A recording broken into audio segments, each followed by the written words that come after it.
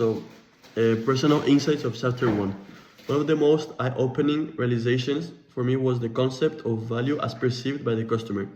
I used to think that value was primarily tied to price or functionality, but now I understand it's much more complex. It's about the perceived balance between the benefits a product or service offers and the cost, both monetary and non-monetary, that customers incur.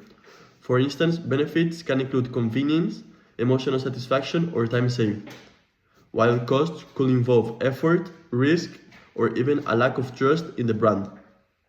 A great example of this will be Starbucks. Customers don't just pay for coffee, they pay for the experience, the ambience, and the customization options, and even the feeling of being part of a global community. In chapter 2, another profound insight was the importance of treating customer value as a process rather than a fixed outcome. So value is dynamic. It evolves as customer needs, preferences, and external conditions change. For businesses, this means constantly reevaluating the offerings and adapting to stay relevant. Now let's move on to applications to real-world scenarios. In the real world, successful companies are those that have mastered the art of creating and delivering customer value. Netflix is a prime example. They don't just offer movies and TV shows, they provide an experience tailored individual tastes by analyzing user behavior and preferences. Netflix creates personalized recommendations which enhance the perceived value for each customer. The convenience of accessing content anytime, anywhere, combined with affordability, makes their value proposition hard to beat. Another example is Apple, which excels in the customer value process by continuously innovating. Apple doesn't just sell devices, they create ecosystems. The seamless integration between their products like iPhones and iPads offer a level of convenience and usability that customers deeply value. This consistency keeps their customer loyal and positions Apple as a leader in value creation in the market. In my own context, these examples inspire me to think about how I could apply these principles. For instance, if I were running a business or leading a project, I will make customer feedback a central part of my strategy. Understanding what my audience values most, whether it's speed, personalization, or trust, would guide my decisions. By focusing on these aspects, I could deliver experiences that truly resonate with my audience. That brings us to challenges and questions. One of the biggest challenges I identified is the difficulty or defining value for diverse customer segments. Different customers value different things based on their unique needs, values, preferences, or cultural contexts. For example, while some customers might prioritize affordability, others might value premium features or sustainability. Balancing these varying needs can be complex, especially for businesses operating on a global scale. Another challenge is balancing innovation with feasibility. Companies must innovate to stay competitive, but innovation requires a lot of things, a lot of resources. For example, like time, money. Overcommitting to innovation can strain the resources and lead to burnout or even failure. For example, how does a company decide which customer feedback to act on when resources are limited? So this brings us to the important questions. How can companies consistently measure and track customer perceptions of value, especially when those perceptions are constantly changing? What tools or frameworks can businesses use to ensure that they prioritize the right customer needs? And finally, how can businesses strike the right balance between delivering immediate value and investing in long-term innovation? These challenges and questions highlight that creating customer value is not a straightforward step or process. It's a delicate balance of listening, adapting, and making tough decisions Finally, I would like to conclude with a final reflection. The biggest takeaway from this learning journey is that customer value is at the heart of every successful business. And now it's chapter 3 and chapter 4. So first I will start with the personal insights. So what really stood out to me while going through the materials of chapter 3 was focused on functional value, which is about how well a product solves a customer problem. One insight that really stuck me with me is that functional value isn't just about features or quality, it's about understanding customer needs at a deep level. For example, companies like Dyson don't just make vacuum cleaners, they solve specific problems like improving air quality or making cleaning more efficient. That's why customers are willing to pay more for their products. For me, this was an aha moment because it shifted my perspective.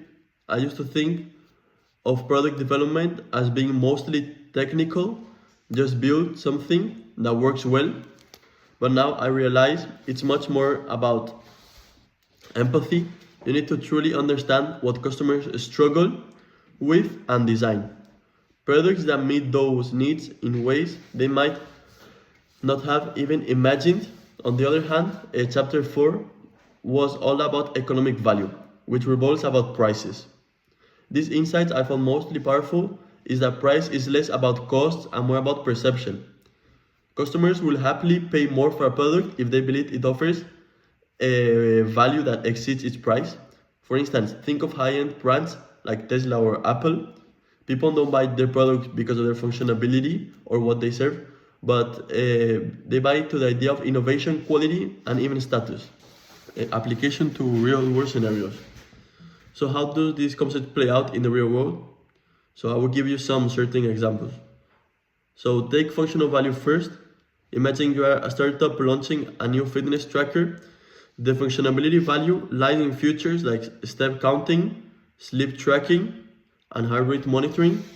But here's the key: if you really want customers to connect with your product, you need to focus on solving specific problems. For instance, many people struggle with motivation to exercise.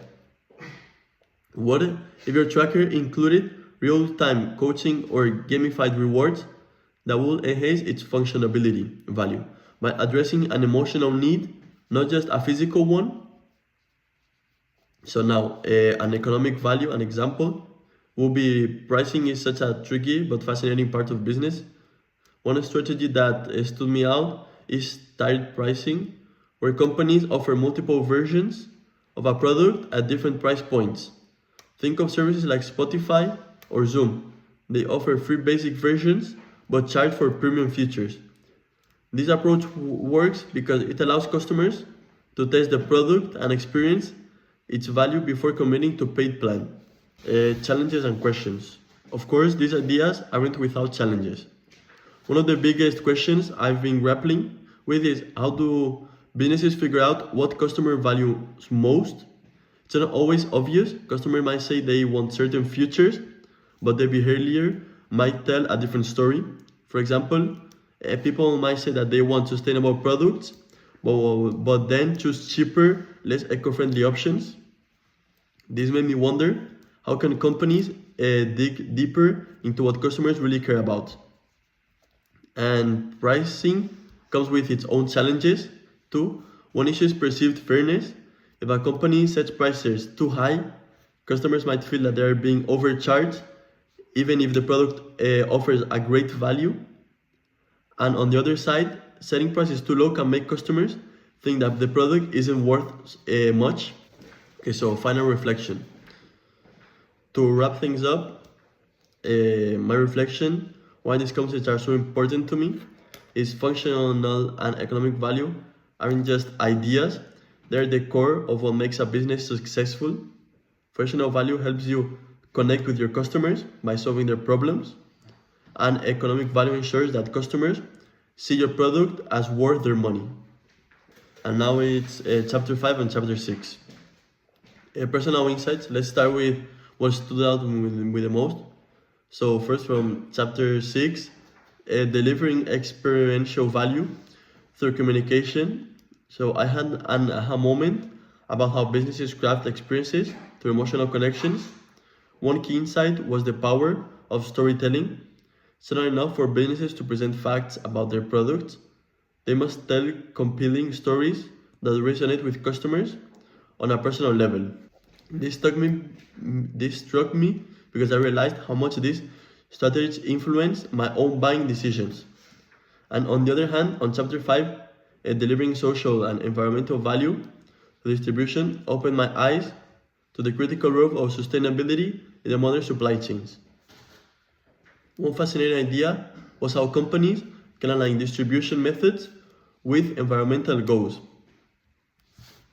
For example, businesses that use eco-friendly packaging or partnered with carbon-neutral delivery service are not just meeting customer expectations, they are changing the standards for responsible commerce. It made me appreciate how distribution isn't just a logistical challenge, but an opportunity to deliver deeper value and application to real-world scenarios. The concepts from these chapters have a real and practical applications in the business world. For example, chapter 6, storytelling can be integrated into experiential marketing campaigns. Let's imagine a scenario where a tech company launches a new product. Instead of simply advertising the features, they could create a campaign that highlights real-life stories of how the product impacts people's lives. For instance, a health tech company might showcase testimonials from patients whose lives improved because of their technology. This human connection elevates the product from something functional to something meaningful. And while in chapter 5, I was shocked by how companies can innovate in sustainable distribution. One example that resonated with me was the idea of last mile delivery, where businesses use bicycles or electric vehicles to reduce carbon footprints in urban areas. Picture a small bakery partnering with a local bike courier service. Not only will this lower emissions, but it will also appeal to customers who value eco-friendly practices. Similarly, large corporations adopt green initiatives like reusable packaging programs or centralized distributions hubs to streamline their operations. Now moving to challenges and questions. Of course, applying this concept is easier said than done. One challenge from chapter 6 was the balance between authenticity and professionalism in communication. As I read, I kept asking myself, how do your businesses ensure their stories are genuine without seeming overly polished or not true? For example, a company might want to showcase its sustainability efforts, but if it's exaggerated or its impact, its brand, it risks losing trust. This made me realize how critical transparency is in storytelling. You have to say all phases of your business. And from chapter 5, a major question I grappled with was the cost of sustainability. Implementing eco-friendly practices often require upfront investments that small businesses may struggle to afford. For instance, transitioning to biodegradable packaging might create a lot of cost, which are often passed onto the customers, which make prices higher. So I wonder, how can companies make these transitions without changing the budget for consumers? One potential answer might be relying in leverage partnerships or government subsidies to offset expenses, so the government will give money to the businesses and therefore they won't pass the cost to the consumer. And the final reflection for both these two chapters is that what I learned is clear, and these chapters have reshaped how I view some certain business operations. So chapter 6 taught me that communication is more than just an exchange of information. It's an opportunity to create emotional experiences that stick with people. While chapter 5 showed me that sustainability isn't a burden, but a chance to innovate and create long-term value. There are goals. Going forward, I plan to dive deeper into these areas by studying how leading companies strike a balance between profitability, sustainability, and emotional connection.